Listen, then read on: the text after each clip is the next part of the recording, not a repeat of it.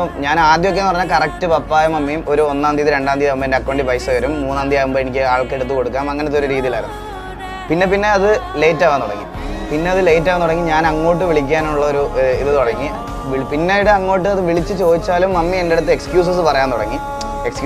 I mean ഞാൻ അവരുടെ അവസ്ഥ കൊണ്ട് അവർ ഇങ്ങനെ ഇതാണ് റീസൺ മോനെ എന്നുള്ളൊരു ഇത് പറയാൻ തുടങ്ങി.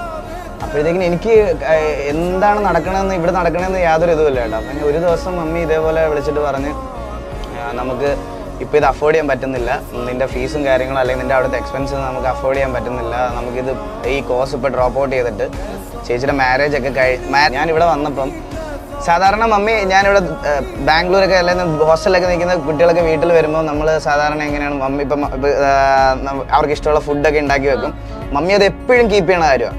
രാത്രി എത്തി ഞാൻ രാത്രിയിൽ നേരെ വന്ന് വെളിയിൽ നിന്ന് ഫുഡ് കഴിച്ചിട്ട് രാത്രിയിൽ നല്ല ലേറ്റായിട്ടാണ് വന്നത്, 3 മണി 4 മണിക്ക് എന്തോ വന്നത്.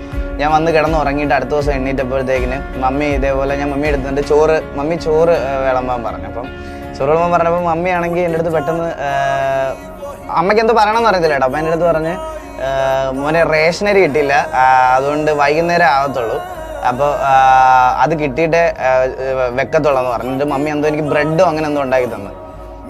ഞാൻ ഈ റേഷനറി പുച്ഛിക്കല്ല, പക്ഷേ ഞാൻ എൻ്റെ ജീവിതത്തിൽ ഇതുവരെ റേഷനറി കഴിച്ചിട്ടില്ല അന്ന് വരെ. കാരണം ഞങ്ങളുടെ വീട്ടിലൊരു സ്ഥിതി അങ്ങനെ അല്ലായിരുന്നു. അപ്പോൾ പെട്ടെന്ന് ഒരു ദിവസം ഞാൻ നോക്കുമ്പോൾ പപ്പ എന്ന് പറഞ്ഞാൽ എനിക്ക് പപ്പായ അങ്ങനെ ഒരു സിറ്റുവേഷനിലായി എന്ന് എനിക്ക് അറിഞ്ഞുകൂടാ, എനിക്ക് അതിനെപ്പറ്റി യാതൊരു ബോധ്യമില്ല. അത്രയും ഒരു സിറ്റുവേഷൻ വന്നുകൊണ്ടാണ് പപ്പയും മമ്മിയും എന്നെ വിളിച്ചിട്ട് കോച്ച് ഡ്രോപ്പ് ചെയ്യാൻ പറഞ്ഞത് ഞാൻ തിരിച്ചറിയുന്ന ദിവസം അതാ.